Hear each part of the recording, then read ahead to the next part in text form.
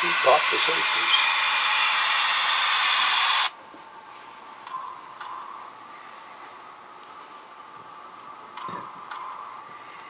So Dave, I really like your turntable and roundhouse facility here. They're quite unique. Can you point out a couple of the interesting features about it that a little bit different from what I can see in other models? Well, there are a couple here that are a little different. For starters, the turntable itself is a Walther's turntable. That started life as a 90-foot turntable, but the one at Newport was 70, so I cut 10 feet out of it, and that wasn't as challenging a thing to do as one might think. It was fairly simple.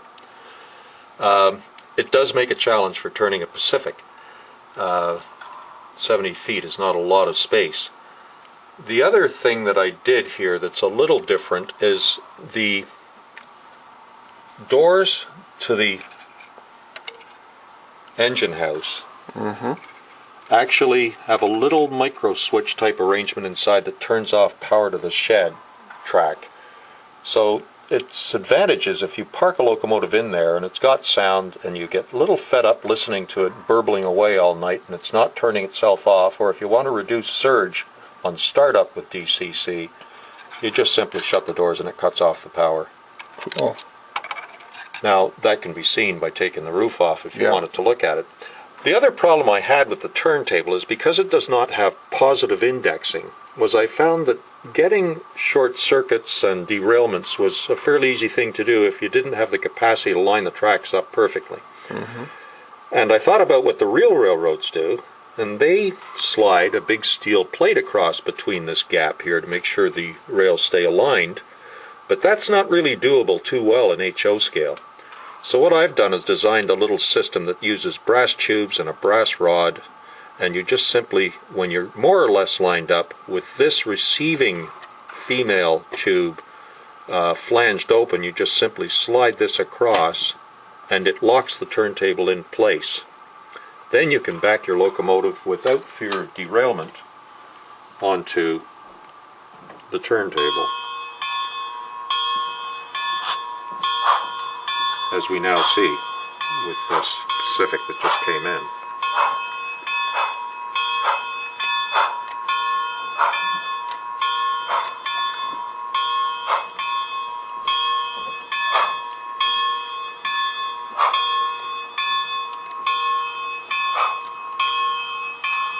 There, now we're ready to turn. And it does just fit.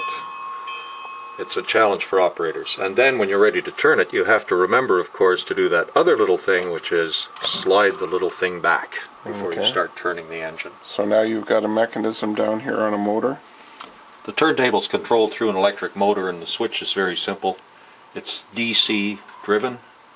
I've kept the DC system underneath the layout to handle anything that isn't related to locomotive control, basically. That is your standard pot that runs the motor for the turntable, and that's your direction switch. Okay. So it can you vary the power, or does it basically go at one speed? Nope. It can go at various speeds depending on how far you push it. There's so a it's nice like slow a speed, rheostat, or it is the rheostat system, or you can wind her up if you really want to go quickly. Let's have a look at that. And we'll just line up that engine again on the line it came in on, more or less. It's nice speed. What sort of motor did you use to get that? I'm not sure what motor Walther's used, but it's the Walther's kit that comes with a motorizing unit in it. Very nice. And then before you drive off, you push your plug back in to make sure she stays aligned, and then you can ease off.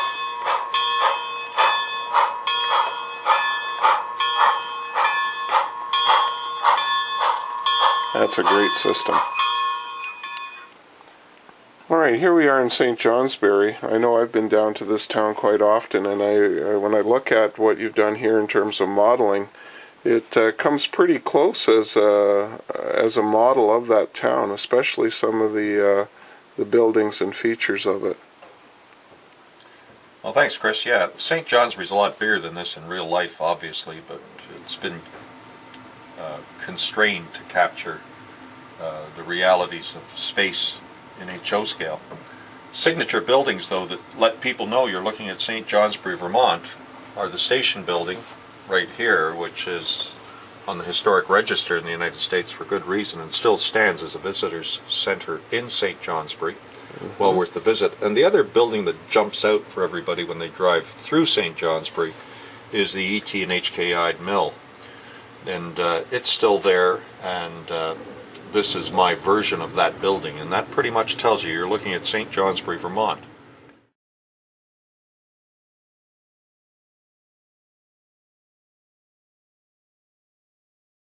Did you manage to scratch build these, or did you build them from kits? Oh, they're both scratch built. These don't come in kits, although there's a rumor afoot that this one will be issued as a Craftsman kit by one of the laser manufacturers, and probably will be much better than the one I put together years ago. This one's largely styrene construction, the station building, and this one basically was shirt cardboard initially, which has been overlaid with various layers of exterior finish. Right. The thing about St. Johnsbury is you do have the road bridge over here, which is the East-West Highway 2 bridge heading east towards Bangor, Maine, and the CPR line comes in underneath that bridge from the north, from Newport, and then swinging off here to the right is my representation of the Maine Central line to Portland, Maine, and this runs into staging where I have three staging tracks, correction, for the Maine Central trains that come in and out. So right now we have one of the Maine Central trains ready to depart. It's YR2 heading to Portland, Maine. I've cheated a little with the St. Johnsbury and Lamoille County, or the Lake Champlain Railroad. It comes in from the north on a staging track that's on the other side of the layout. Okay. But in real life it came off St. Johnsbury to the south of the station. Nevertheless, you still have the flow of trains that come from all those locations. We have an SJ&LC train comes in from Morrisville, Vermont each day, switches the yard in St. Johnsbury, and then heads home, back up the valley. When I built the I building, one of the biggest challenges was figuring out what the heck the siding was on the side of the building. None of the photographs I had showed it clearly, except it was a grayish color. Eventually, though, on visiting St. Johnsbury, I realized it was embossed tin brick sheets measuring roughly 6x4, 6x3, 4x8, somewhere in that zone. But I still didn't know how to put that kind of brickwork on the building until Chris actually pointed me in the right direction. There's a company called Laser Modeling 3 that was putting out a kit that consisted of that kind of siding. I contacted them, and they graciously sent me a bunch of these embossed pieces of stick-on, peel-and-stick siding, enough to easily do my whole kit for a very reasonable, under $10 as I recall, and that gave me the incentive to get back and finish off the ET and HKI building with all of this embossed tin, peel-and-stick siding that Laser Modeling 3 is using on one of their other kits. This is really an up-and-coming company. They've been producing some interesting things in the last few years. It looks like we have something here from Full Steam Ahead. Yep, that's Joe Rutter's North American Bent Chair Factory. Somewhat modified, but not very much at all. In fact, that's pretty much the kit as Joe provided it, and I put together that kit just a few months back and put it in there as part of the general upgrading of buildings that were on the layout. This one actually is not a bad model of the red brick constructed building that was run by the Fairbanks Scale Factory in St. Johnsbury. St. Johnsbury had two industries that really resonate with people. One is the Fairbanks scale operation, and the other one was the ET and HKI building. Fairbanks were a couple of brothers that started building industrial scales because commerce, of course, was extremely reliant on accurate measurement of weights if you're selling anything. And this company became pretty well known for providing world-class industrial scales, and they still exist to this day, as far as I know. They have a museum as well you can visit if you go through St. Johnsbury. Yeah. The funny thing about this is it was bought out by a larger American industrial operation called Fairbanks Morse. And as far as I can figure out, Fairbanks Morse has nothing whatsoever to do with the Fairbanks brothers that originally ran the factory until relatively recently over their long history. Well, you're right about that. In fact, when the last time I visited the station in St. Johnsbury, they actually had one of the Fairbanks Morse scales in as a display as part of the museum inside.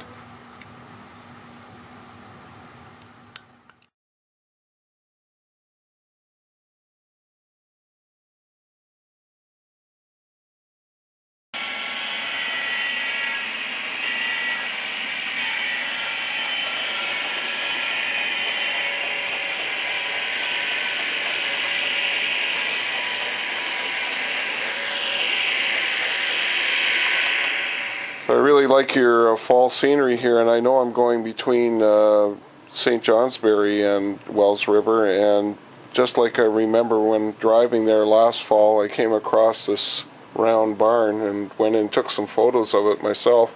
But look at, here it is on your layout. That's quite something. What happened in terms of your building of this particular model? Well, this was inspired by visiting the Shelburne Museum just south of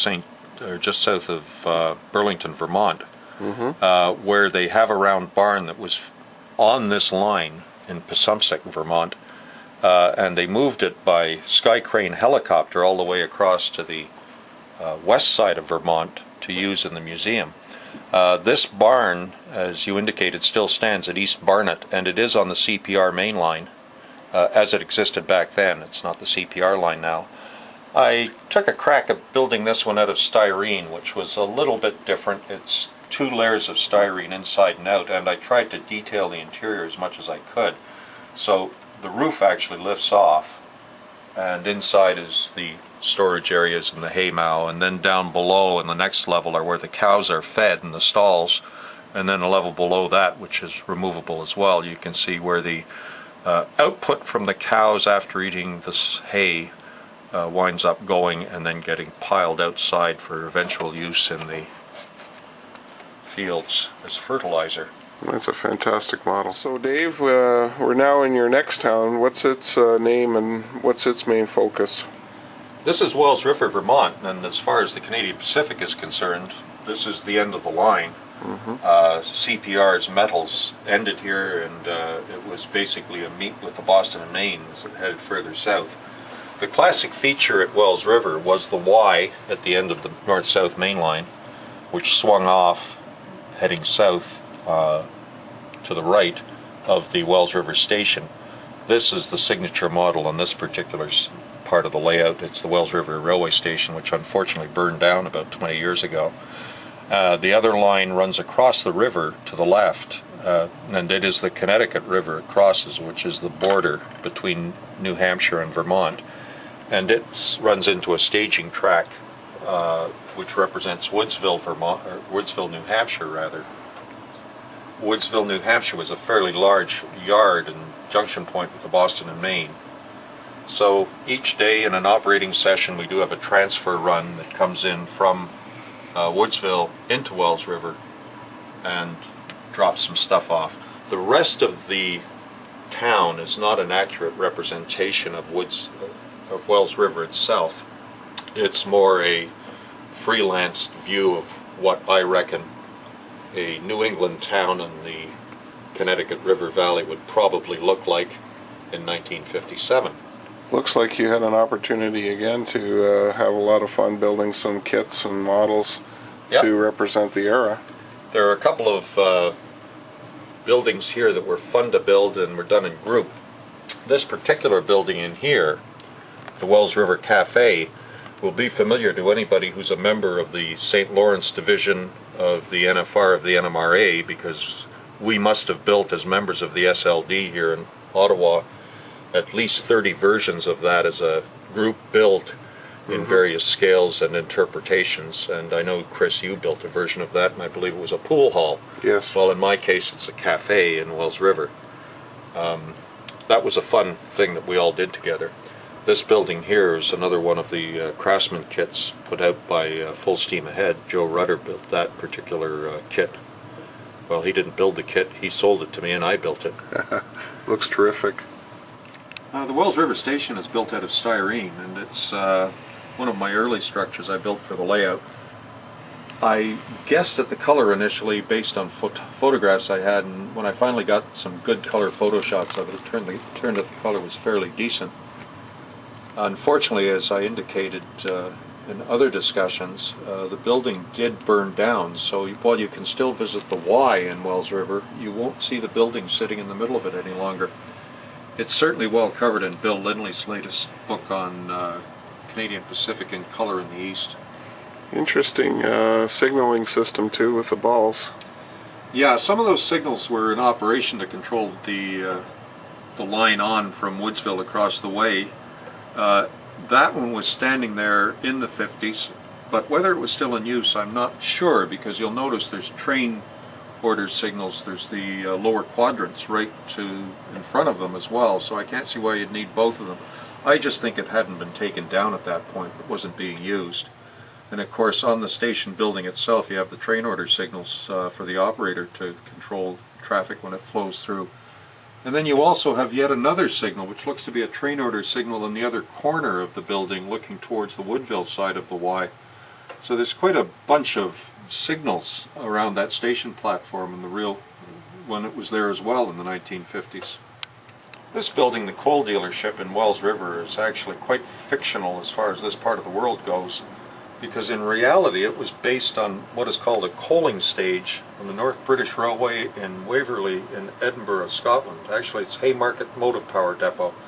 It was on a prior layout that I ran, which was a Scottish layout in 1914, and I just couldn't bring myself to not use it on a layout somewhere after it was built. It was put together by my brother, and it actually, I believe, won a Best in Show award at a MEC regional down in the Maritime Division years ago. So now I just use it as a coal dealership here in Wells River, and it still has a place of honor on the layout. This is a sawmill that you see on quite a few layouts. It's the model of a sawmill in Balaclava, Ontario. The real one, as far as I know, is still standing. You can see photographs of it taken relatively recently. The distinctive thing about this sawmill, I thought, that was unusual is the chip burner. It's not your teepee style, it was a vertical one that was straight up and down. I built this many years ago as a kit, and it's not exactly what we would be used to today, the laser kits. It's all individual wood and boards, and you get a plan and an awful lot of wood, and that's about it. But it was a fun building to build back in its day. I enjoyed putting it in. It seemed quite typical having a sawmill in New England where there's an awful lot of wood around. Rutland. And this last representation at the end of your line here is White River Junction. I look down there, I noticed the station. I've been there a number of times, and it looks like you've done some selective compression there. Yes, I have. The station at White River Junction would be considerably larger than that to fit on the layout, but when this layout was first built I compressed quite a few of the buildings. This is probably the signature building at White River Junction. Still stands. The cupola is particularly remarkable, that people all see and spot right off the bat. There is a museum in this station building now that's worth a visit if you get a chance to drive by, and you can also ride on the Green Mountain Railway tourist train if you happen to be there at the right time. You can also rail fan the Amtrak Vermonter going through here if you catch it. Seeing sitting at the station right now actually is a train coming out of staging. It's the southbound Ambassador, and at the front end right now is a Central Vermont, almost brand new in 1957, GP9 passenger Jeep with the torpedo tubes on the roof, the air tanks.